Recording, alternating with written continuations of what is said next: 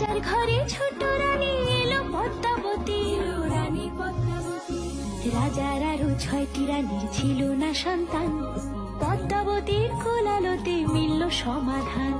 বছর যেতে জন্ম নিল 7 ছেলে 1 মেয়ে, হয় খুশির আকাশ হঠাৎ কালো মেঘে গেল ছেয়ে।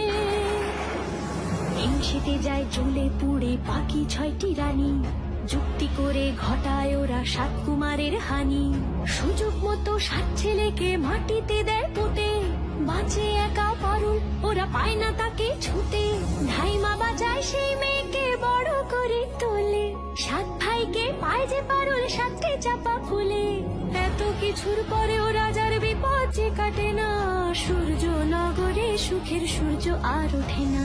হিংসা বিবাদ বিচ্ছেদ আর প্রেমের কাহিনীতে পারুল বোন কি পারবে 7 ভাই চম্পাকে জাগাতে।